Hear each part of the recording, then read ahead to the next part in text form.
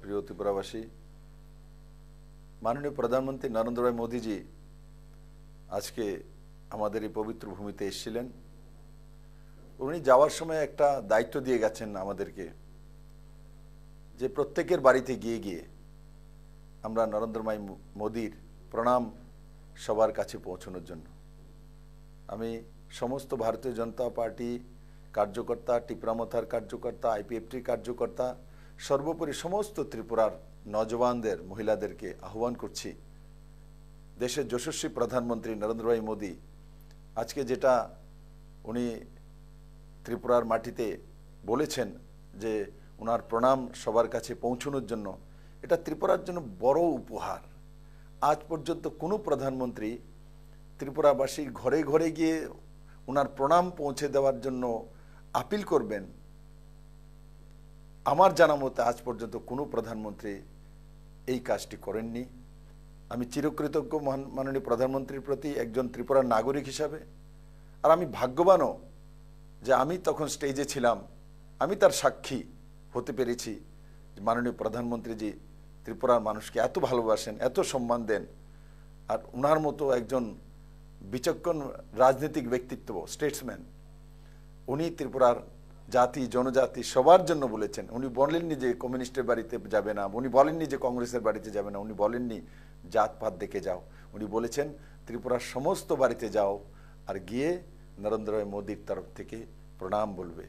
এটা আমাদের জন্য অনেক অনেক ভাগ্যের বিষয়। আর আমি আশা করি সারা ত্রিপুরা রাজ্যে প্রত্যেকের বাড়িতে গিয়ে মোদীজির যে আকাঙ্ক্ষা, যে প্রণাম জানানো, সেটা নিশ্চিত সবাই মিলে পৌঁছবে।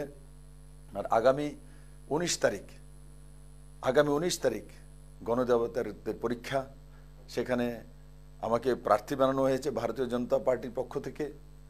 আর আমি আশা করি সমস্ত ত্রিপুরাবাসী জাতি ধর্ম দল মত নির্বিশেষে নরেন্দ্র ভাই মোদীকে প্রধানমন্ত্রী বানানোর জন্য, নরেন্দ্র ভাই মোদীকে সর্বশ্রেষ্ঠ দেশ বানানোর রাস্তা তৈরি করার জন্য, ত্রিপুরাকে সমৃদ্ধিশালী ত্রিপুরা তৈরি করার জন্য, নওজওয়ানের ত্রিপুরা তৈরি করার জন্য, মহিলাদের সশক্ত ত্রিপুরা তৈরি করার জন্য, এক সুন্দর ত্রিপুরা তৈরি করার জন্য 100% ভোটিং করে ত্রিপুরার 2টি সিট, পশ্চিম এবং পূর্বের 2টি সিট পদ্মফুল চিহ্নে ভোট দিয়ে মাননীয় প্রধানমন্ত্রীর কাছে পৌঁছাবে।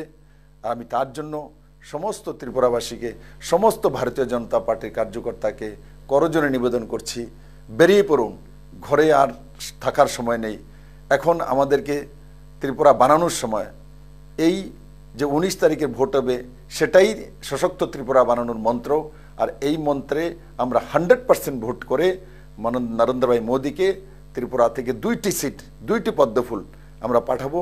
আমি আপনাদের সহযোগিতা চাই, আপনাদের বিশ্বাস চাই, আপনাদের ভালোবাসা চাই, আপনাদের আশীর্বাদ চাই। বিপ্লব আপনাদেরই ছেলে, আপনাদেরই ভাই। বিপ্লব তার বাইরে কোনো কিছু নেই। মুখ্যমন্ত্রী আমি হয়েছি, এমপি আমি হয়েছি, বিধায়ক আমি হয়েছি, কিন্তু বিপ্লব দেবের মধ্যে সবচেয়ে ভালো লাগে আমি যে আপনাদের ছেলে হতে পেরেছি, আপনাদের সুখে দুঃখে সাথী হওয়ার সুযোগ পেয়েছি। আমি আগামী দিনগুলোতেও আপনাদের সঙ্গে থাকব, আপনাদের সঙ্গে থেকে আপনাদের পরিবারের হয়ে কাজ করব। আমিও আগের দিকে কাজ করতে থাকব, আপনার ছেলে মেয়েকেও নিয়ে আরও সামনের দিকে নিয়ে যাব। ত্রিপুরা তখনই যেতে পারবে যখন আপনার পরিবার আগে যাবে। ত্রিপুরা তখনই এগিয়ে যেতে পারবে যখন ত্রিপুরার সমস্ত ত্রিপুরাবাসী, সমস্ত ত্রিপুরার গ্রাম, সমস্ত ত্রিপুরার শহরবাসীরা এগিয়ে যাবে। সেটাই একমাত্র আমাদের মন্ত্র। আমি আপনাদেরকে অনেক অনেক অনুরোধ জানাচ্ছি যে আপনারা বেরোন, ঘর থেকে বেরিয়ে পড়ুন, এক উৎসবের মেজাজে 100% ভোট করুন।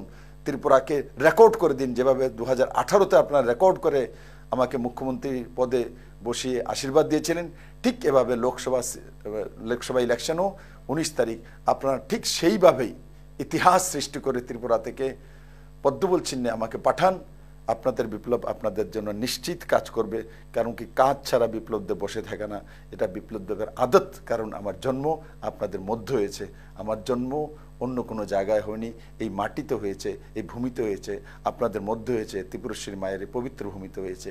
আমি আশা করি আপনারা নরেন্দ্র ভাই মোদীর যে বিশ্বাস, সে বিশ্বাসটুকু রাখবেন আর 100% ভোট করে 19 তারিখ এক রেকর্ড তৈরি করে ত্রিপুরা দুনিয়ার সামনে নিজেকে প্রস্তুত করবে যে ত্রিপুরা ব্যতিক্রমী ত্রিপুরা।